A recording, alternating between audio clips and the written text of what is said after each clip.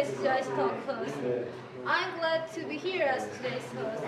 Before we get started, please put your cell phone on silent mode. Thank you. So let me introduce you to Ryne Santos, today's GIC Talk speaker. His GIC Talk is entitled Pecha Kucha Night. It is a fun and informal way to gather and share audio soul stories, and he will share knowledge about the fantastic presentation style. When you first arrive, you should have received a slip of paper.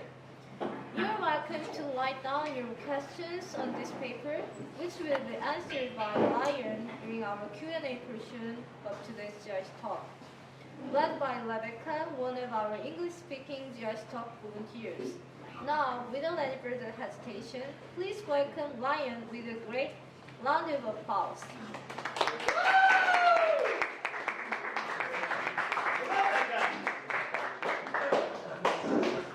All right, good afternoon, everybody. So, my name is Ryne Santos. A little bit about myself. I'm a music teacher at Gwangju Foreign School up in Cheongdan. So, yes, that's quite a trek to make it down here. So you probably know my boss, Robert Hawley. Actually, my principal, Mark Stock, was here, I'd say almost a year ago, doing a GIC talk for Gwangju Foreign School. So now it's my turn to do a GIC talk. My GIC talk is about Pecha Kucha night. Pecha Kucha night, if you heard in the description, it's a presentation style that's made very simplified and in a much more digestible way, with pictures and images at a faster tempo than it's speaking your entire mind.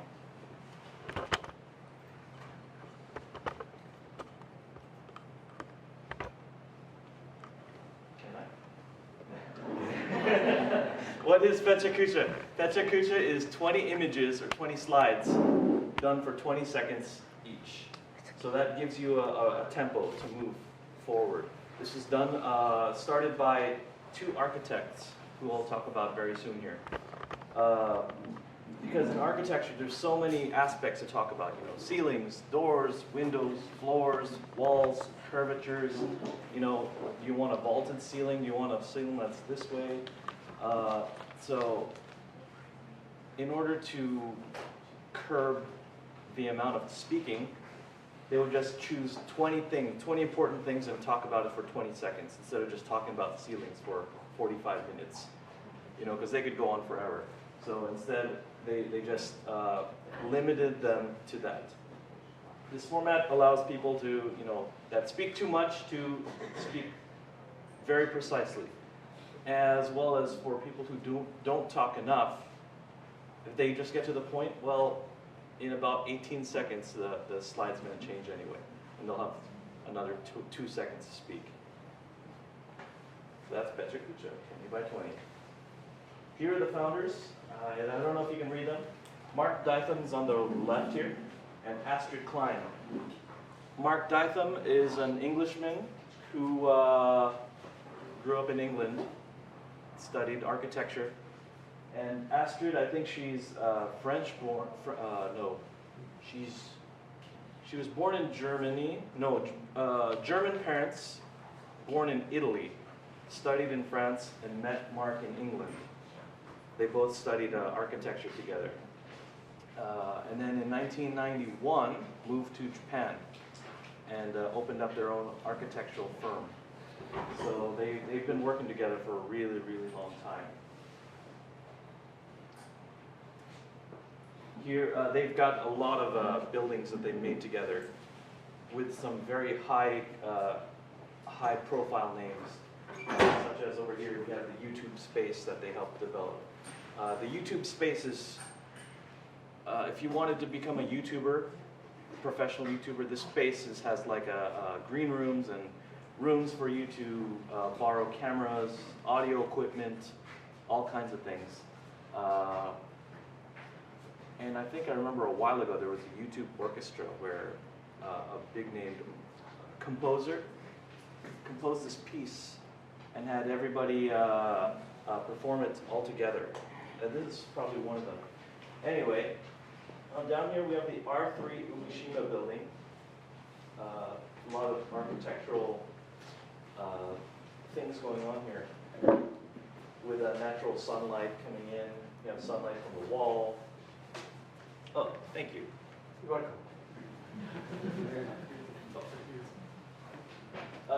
And the billboard building, which allows natural light to come in. It's very interesting in that you have nothing on the left side, but as you come closer to the right, you get a lot of bamboo cutouts to allow light in. So these are some of the buildings that they help to design architecturally. Here's a little bit of a timeline. So Mark Dytham and Astrid Klein in 1991 moved to Japan, to Tokyo, and started the Klein-Dytham architecture. In 2003, so that's 13 years ago, Pecha Kucha is debuted in Tokyo. It's a one-time event, but it's well received by everybody, and they're just asked to go and do it again. So they do. And it just gets bigger and bigger and bigger, and even more people.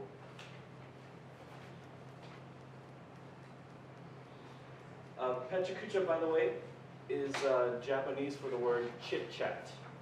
The proper way to pronounce it is actually Pecha Kucha. So 2003, that's what, 12-year difference or so, 20, 12, yeah. Fast forward 11 more years, Pecha Kucha Fresno approaches me, Ryne, to do a presentation for their theme, Structure, for Pecha Kucha Volume 15. This is where I'm first introduced to Pecha Kucha, just 4 years ago. I was living in Fresno at the time, and Fresno has a huge internet universe out there. It's very, very active. So I was approached on the internet to come and do a Pecha Kucha presentation. I was like, sure, I guess. I don't know what I would do it on, because the structure they use was structure. The theme they use is structure. Like, I'm not an architect, but I'll see what I can do. At the time, I was very into crossword puzzles. I've never seen a Korean crossword puzzle before. Do they exist? Anybody? No? No. Sudoku? Yeah, I've seen a lot of Sudoku out here.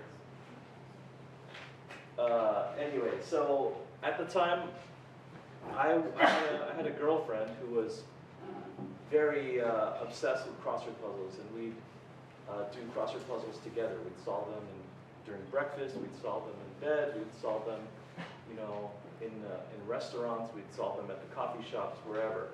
And then she broke my heart. Oh. And I used crossword puzzles as a way to get over her. I got just really into it. It got my mind off of it. So it got to a point where I did so many crossword puzzles that I started to make my own. It just bored me to solve other people's, so I started making my own puzzles. And there's a lot of structure and guideline that you have to follow to make a crossword puzzle. So I did mine on my structure, Pecha Kucha, on crossword puzzles. I'll talk about that in a second. November 2015, that was just a few months ago, Gwangju, South Korea is agreed by the Pecha Kucha trademark to be a host for Pecha Kucha. It took me about 3 or 4 weeks to talking back and forth with the Pecha Kucha.org people, trying to get this off the ground. There was a lot of hoops to jump through, and finally it was agreed in November 17, 2015 for Gwangju to be one of the hosts of Pecha Kucha. And I'm very proud to announce that right here. February 2016, that's next month, Gwangju is going to host their very first Pecha Kucha Volume 1. It'll be at the Salt Art Gallery. Hopefully you all know where that is. Johan An is the owner of Salt Art Gallery, and he's been working with me. I've been working with him. It's going to be a great night. Do I have another one? I don't think so. As of December 30, actually as of January 7th, so yesterday, there are 891 cities that host Pecha Kucha. You can see all these light blue pins. Those are cities that are not quite active, that don't have an event happening. Dark blue ones are. So you can see Hawaii is over there on the other side of the world. You got Australia doing one. I think this one right here is Gwangju. You sort of see that right there. So there aren't many cities around the world that are hosting one soon, but we are one of them, and I'm very excited for that. But yeah, 891 cities, that is a lot of cities. Cities come and go. You have to have, I had to sign an agreement where we had to do 4 Pecha Kucha events in a 12-month span. So if I wanted to do one, 4 in 1 month, then I'd be good for the next 11 months to not do one.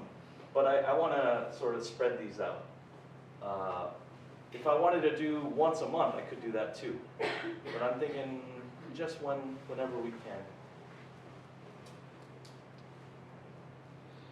Do I need to know English to do a Pecha Kucha presentation? No. As you can see over here, you have Pecha Kucha all the way in like Finland. They speak Finnish over there. We got some in Saudi Arabia. We got one in Chile. We got one down here in South Africa. There's a lot in the United States. So you don't need to know English to do one.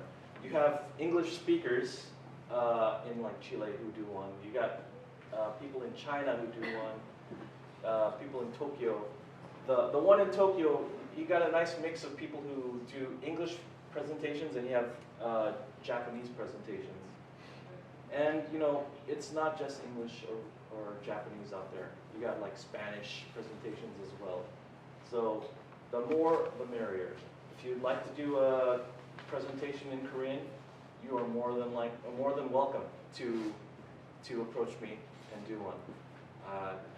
What you can do it on, we'll talk about in just a second. So these are all-inclusive events, meaning everybody can join in. Inclusion, exclusion. These are people who are not allowed to do. Segregation. Segregate all the people, and integration. Put them in sort of in the corner. So we're inclusive in our Pecha Kucha here. What can a Pecha Kucha presentation be about? Anything you want. Mine is about crossword puzzles. You could do one about, you know, subjects such as culture, technology, art, education. If you want to do something along the lines of a TED Talk, you can. If you're familiar with TED Talks, very, very cool things. Sports, music, personal projects, like if you were in the GPP and you wanted to talk about the beginnings of how you got a role in the certain play, to all the rehearsals that went into it, all the after things that went into it, the stuff leading into the production, and the stuff after the production. You could talk about that if you want to. This coming Pecha Kucha night, we've got somebody turning our 20 slides into poetry, using the 20 out of 26 alphabets, A to Z. He's going to dedicate each one into turning into alliterative poetry. We have another guy who's doing macro photography. Do you know what macro photography is? It's where you take a really close-up picture. So if you take a picture of that giant purple dot, you just blow it up to see nothing but purple. You got people who take pictures of leaves in the morning time. You got that dew of water. So that's pretty much what macro photography is. We even got a guy coming from China. He used to live in Gwangju and moved to China and is coming back to Gwangju just to do a Pecha Kucha presentation. I'm very pleased and very honored for that to happen. It's really cool. Other Pecha Kucha nights that we host might contain a theme, just like the one I did my very first time. Other past presentations include my friend here, Yvonne Vallejo. She's talking about her father, who introduced her to rock and roll music. David Bowie, The Who, the Rolling Stones, the Beatles, you know, you name it. She had a very, very, very emotional presentation about her dad. You can see he had passed away, so they had like a memorial with some chocolate and some hot sauce and some bananas, because those were his favorite things. So that was a really cool presentation. And that came from the theme of music. And another friend of mine, Floyd Sanchez, did a presentation on nothing but desktop backgrounds. So he's got nothing but Steve Jobs on 3 computers here. Actually, his cell phone's right there. So we've got five or so things with Steve Jobs. He really likes The Simpsons. So he chose Milhouse as his desktop. And on his laptop, he likes using food all the time. So here's an In-N-Out burger that he likes choosing. So he did nothing but 20 slides of just food, desktop backgrounds. It was really funny. And here's mine on the topic of structure. So here's all 20 slides. I actually created a custom crossword puzzle just for that night. Whoever attended that Pecha Kucha got a puzzle by me, and then a prize if they solved it correctly. Yeah, so I talked all about it, had little notes, and I think that's me over there in the corner.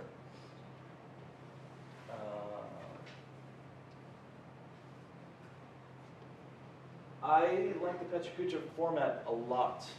I believe in it. It's a huge tool for me. I use it in the classroom, and my students love it too. As a former student in high school, I hated PowerPoint presentations.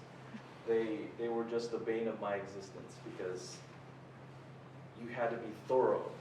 You know, you had to research so much. Versus in this, yeah, you have to do research too, but now you don't have to talk for 20 minutes or however long your teacher wants you to speak. So instead, it's 20 minutes or 20 slides, 20 seconds, and it adds up to 6 minutes and 40 seconds. And the kids like that a lot. Sometimes I'll have a student who says, you know, I'm a music teacher, so I'll say like, here's one about Michael Jackson, and he was in the Jackson 5, and he was with his family, and now there's 15 seconds to speak, and now they just stand there. And now it just turns into a game. Now the rest of the students are like, why don't you fill in that 15 seconds with a dance or something?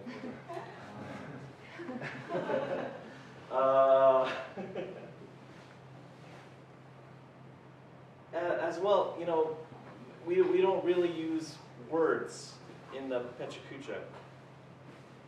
In a traditional PowerPoint presentation, it's a lot like this. They'll read it word by word, verbatim, and then go to the next one, and then go to the next one, and then next slide. Same thing, read the first line, read the next line, read the next line, next slide. I think that's why they moved on to, it used to be on the website, you go to pechakucha.org, and it says 20 slides for 20 seconds. Now it says 20 images for 20 seconds. What can Pecha Kucha do for me? It can do lots of things for different people. For me, I wanted to set a better network for myself, to leverage myself into projects, to leverage myself into other things. If you want to meet like-minded people, this could be that platform for you. can help raise awareness in whatever you're trying to discuss. So if I wanted to talk about crossword puzzles, and nobody could really care too much about crossword puzzles, like other people are like, wow, that was kind of interesting. I should solve one now. If you want to talk about global warming, you can do that. If you want to do something serious like that, you can. For me, I mean, here's some of the Twitter interaction from 2012 after I did that. So we had a great night at Pecha Kucha. Thanks for all who came. I'll let you read that out.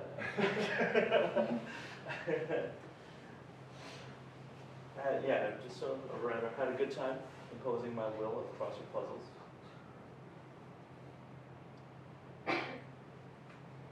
How can I get involved, help, or do a presentation? After this, just come and speak to me.